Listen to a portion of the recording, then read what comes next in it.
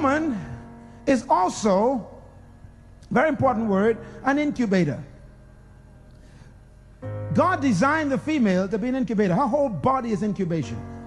An incubator is something that gives life to everything. Whatever you give an incubator, it gives it life and it gives it back to you. Whatever you give an incubator, it multiplies, it gives it back to you.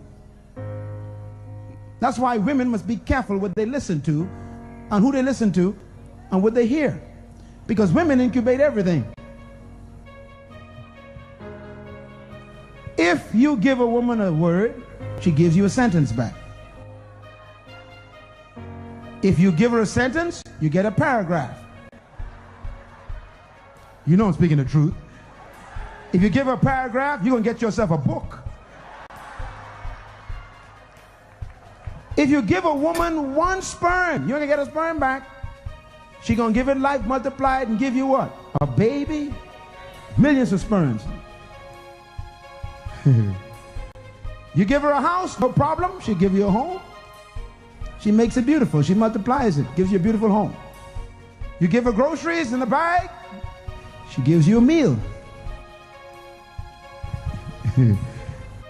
You give her frustration, she multiplies it and gives you hell. A female is an incubator.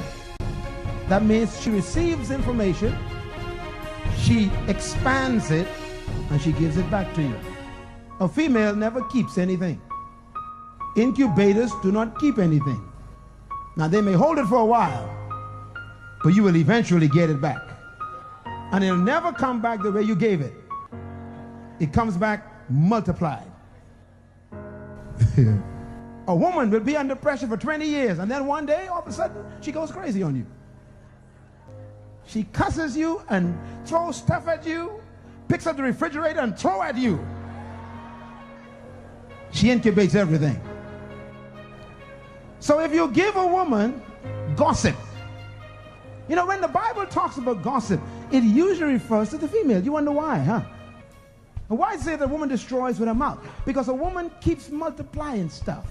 So women, if you want to be a good wife, make sure you receive the right stuff. Because whatever you receive, you're going to multiply, remember, and you're going to give it to your husband. So if you're on the phone talking all day to a woman who's divorced and you're not,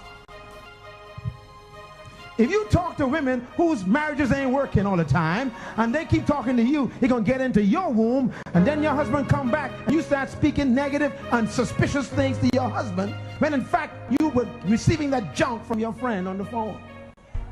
No wonder why Peter says, women, be like Sarah, live a quiet life, have a quiet spirit, don't be noisy, don't be gossipers. Why? Whatever you receive, you dump on your husband. Watch those soap operas you're watching all the time. You're an incubator. You produce what you keep listening to.